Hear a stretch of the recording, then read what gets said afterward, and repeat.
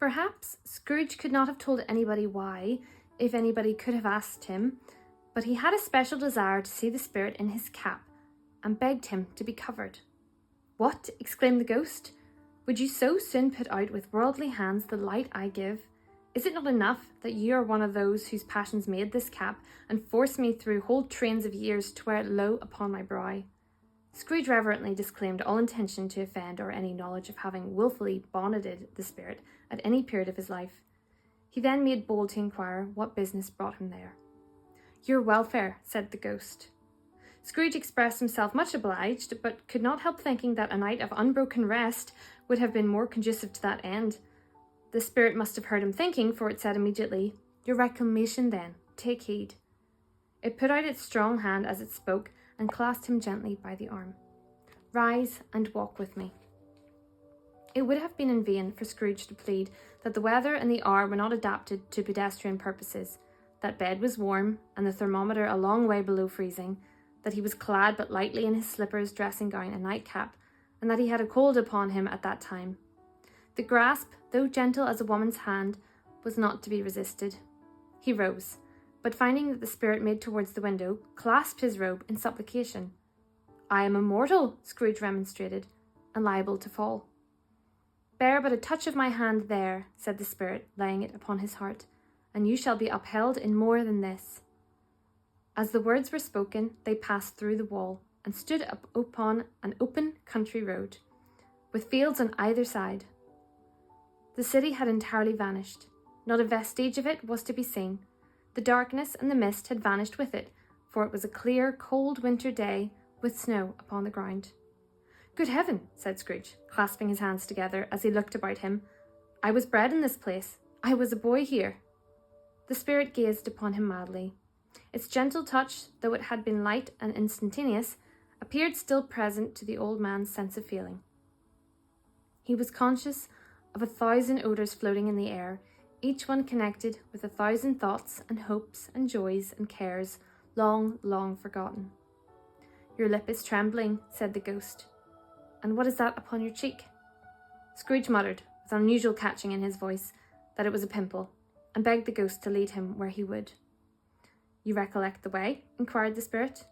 "Remember it!" cried Scrooge with fervour. "I could walk it blindfold." "Strange to have forgotten it for so many years," observed the ghost. "Let us go on."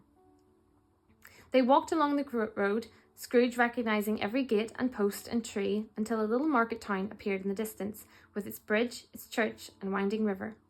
Some shaggy ponies now were seen trotting towards them, with boys upon their backs, who called to other boys in country gigs and carts driven by farmers. All these boys were in great spirits, and shouted at each other, until the broad fields were so full of merry music that the crisp air laughed to hear it. "These are but shadows of the things that have been," said the ghost. "They have no consciousness of us."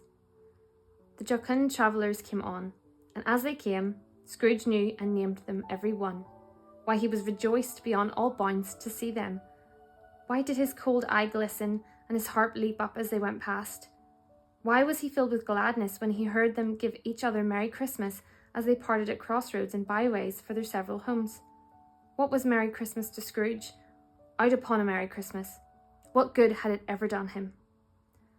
"The school is not quite deserted," said the ghost. "A solitary child, neglected by his friends, is left there still." Scrooge said he knew it, and he sobbed. They left the high road by a well-remembered lane, and soon approached a mansion of dull red brick, with a little weathercock surmounted cupola on the roof, and a bell hanging in it. It was a large house, but one of broken fortunes, for the spacious offices were little used. Their walls were damp and mossy, their windows broken, and their gates decayed. Fowls clucked and strutted in the stables, and the coach houses and sheds were overrun with grass. Nor was it more retentive of its ancient state within, for entering the dreary hall and glancing through the open doors of many rooms, they found them poorly furnished, cold, and vast. There was an earthy savour in the air, a chilly bareness in the place, which associated itself somehow with too much getting up by candlelight and not too much to eat. They went, the ghost and Scrooge, across the hall to a door at the back of the house. It opened before them and disclosed a long, bare, melancholy room, made barer still by lines of plain deal forms and desks. At one of these a lonely boy was reading near a feeble fire, and Scrooge sat down upon a form and wept to see his poor forgotten self as he used to be. Thank you for joining me again today for another reading from A Christmas Carol. I hope you have been joining in every day to follow along with the story, and I will be reading a little bit every day right up until Christmas, so I will see you again tomorrow.